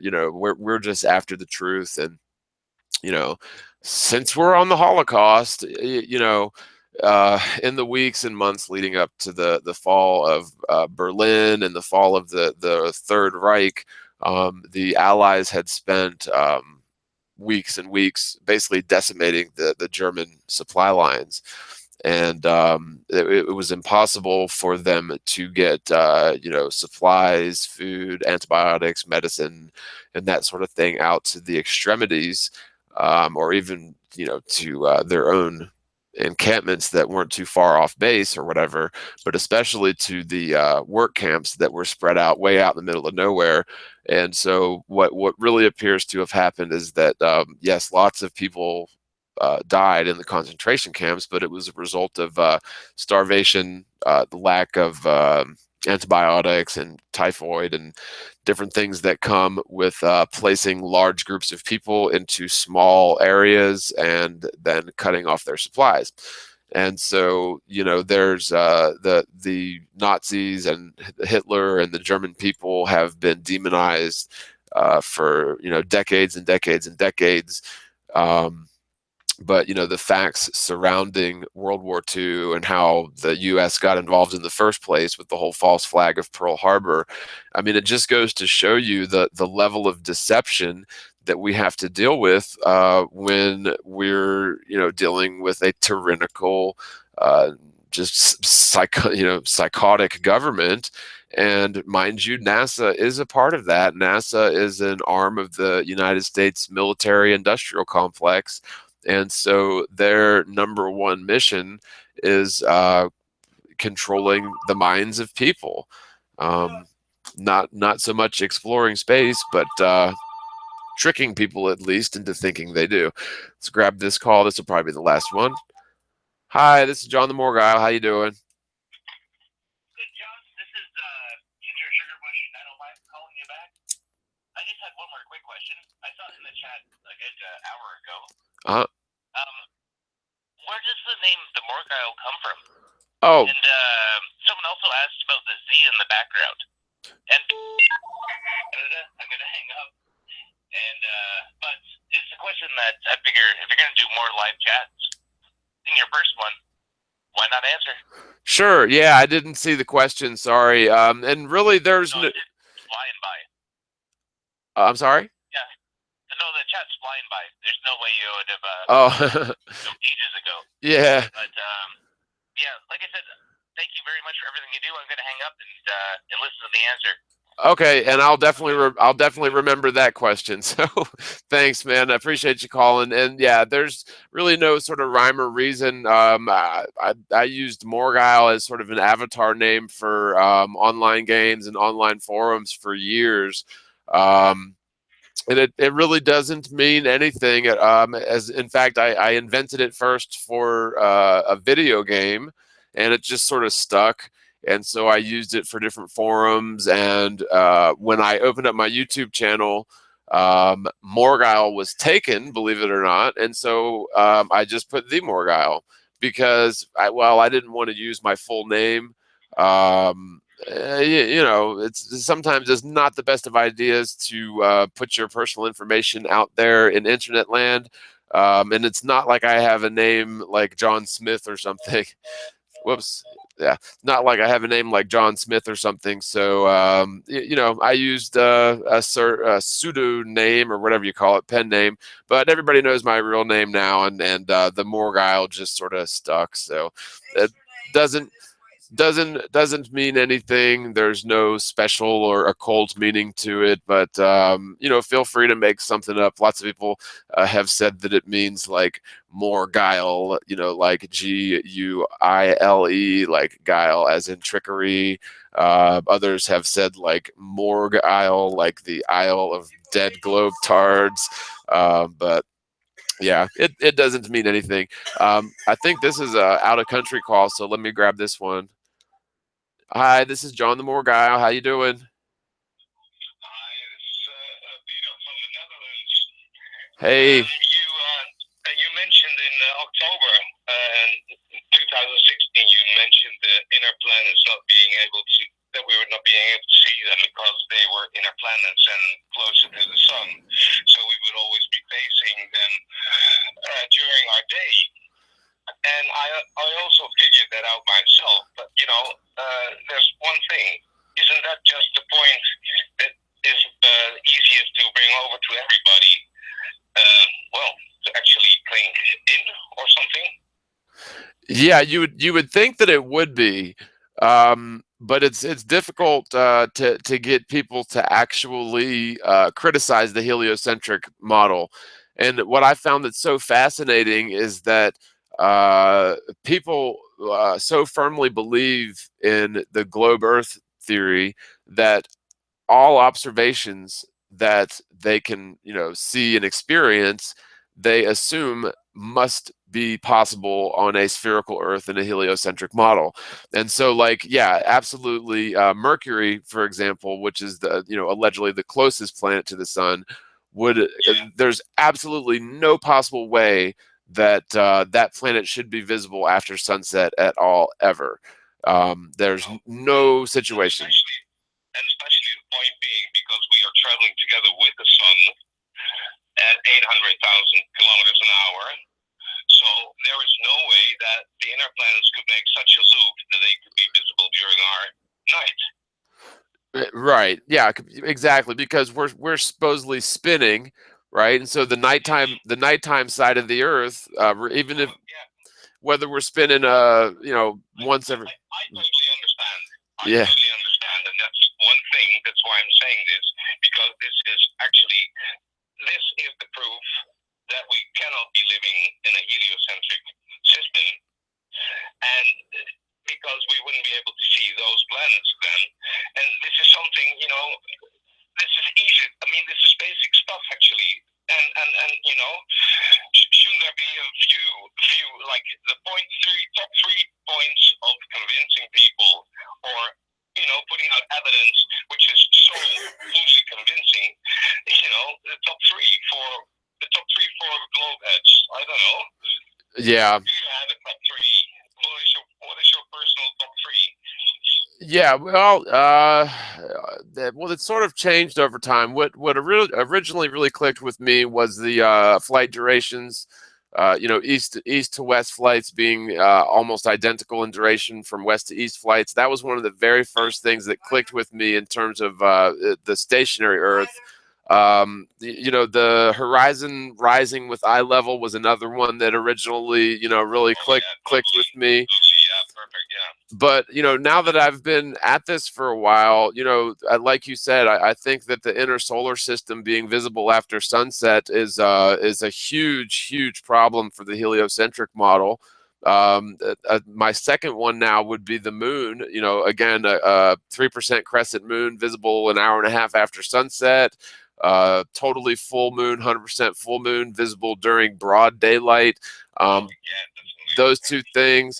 And then, of course, the Jeranism effect, where you should have a completely different set of at least equatorial stars from season to season, and yet they don't change as they should. And so, these three things, I guess, if you could model them out and animate them out, with all the bells and whistles, maybe that would convince people. But it's something to where if you do two-dimensional diagrams and even 2D animations, people will still argue against these really obvious proofs. But I live in the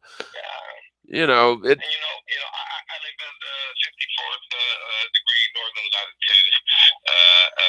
The northern, how do you call it? Is it latitude or longitude? Latitude. Yeah. And I was, I also looked up what was the most southern part of South America, and that's 55 degrees south. And so that's practically the same. And below that there is no life whatsoever. And you see in Iceland there is so much vegetation, so a lot of animals living there, and it's totally full nature. People should be able to understand those things as well, I think. Yeah. Oh yeah, absolutely. That's another huge thing is we should see a bilateral symmetry between the northern areas and the southern areas. And yeah, when you get up into the nearing the Arctic circles and getting far north or far south, it's just a huge difference in terms of the life that you find in the north. The temperatures are milder. And Antarctica, is allegedly a continental landmass. But in terms of the North Pole, they claim that there really isn't any terra firma landmass there. It's all just sort of permafrost and glaciers, and yet you've got polar bears and different forms of life all over the place in the north. But the south is like plankton and some emperor penguins and maybe an occasional sperm whale or something. But that's pretty much it. Not even a single tree. And you see, it's like we have a Dutch astronaut André Kuipers, and I looked up his tour around the ISS, and I practically saw everything he ever published around that, and they are all frauds. They're all frauds. I mean, everyone is into this fucking trickery, and the only thing he shows is how to shower and how to pee, and he tells that a lot of people are doing a lot of experiments, but he never does tell us anything about what he changed for humanity. Or, Yeah. went up there for 180 days, and what the fuck did he do? Nothing at all. It's too ridiculous. But the guy is going to publish books for children now, so everyone is living up to him, and they're reading his children's books, and they're going to be obsessed about space, which doesn't exist. Yeah, I mean, that's how are we going to do anything about it? I mean, I've seen a lot of your material, and I like a lot you do, and I've learned a lot from you, and you made me think a lot, so I really appreciate that.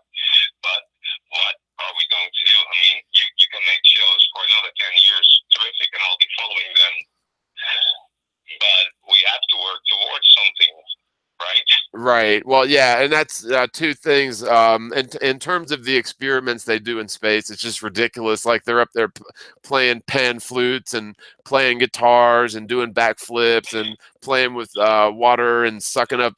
It's just ridiculous. And of course, Jaron has found like 5 times in history where they've claimed to have grown cabbage or lettuce or something for the first time ever in space, like 5 different times. So they're just up there just totally deceiving people. They have these test tubes and they're growing seeds, but if you can somehow figure a method how to grow vegetables in different or difficult circumstances, please do so.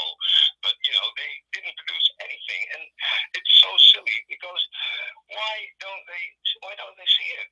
Why don't they see it? And but the point is, André Kuipers had a lecture here in my hometown, and the room was packed. The room was packed, and everyone adores the silly idols they are. And I mean, how are you going to let's say make a compilation of the best facts, and so that even the stupidest fuck can understand it. Right. I mean, we have to work towards something, right? I mean, I'm sucking up information for a lot of years now. I fell into the flat earth a few years ago, and I did my own experiments, and I came to the same conclusions. I mean, I can totally go along with it, but I mean, the TV brainwash, which is sucking up people's energy, the TV will always tell them space exists, and will always tell them that the astronauts are heroes. And I mean, I saw an article with star charts, and they said, there's a big event in the Orion Nebula, and they claim to see that 1,600 light years away, something is happening. I mean, it cannot be, and even if it is, then it means that it happened 1,600 years ago. Right. Yeah, exactly. It is quite silly, and I've often wondered, throughout my life as a globe earther. Well, most of the stars could technically all have exploded, and we wouldn't know it for like another million years. But it, Exactly, yeah. it, uh, But all that we came from an explosion. yeah, We cannot be in a system which is as a clock regularity when we came from an explosion. The explosion is either expanding, I mean increasing in velocity, or it's slowing down. But it's not sustaining its speed throughout the entirety of time. That cannot be. I mean, if we come from an explosion, then we're either accelerating or we're decelerating. right. We cannot stay at the same speed. It's not possible. It's from an explosion.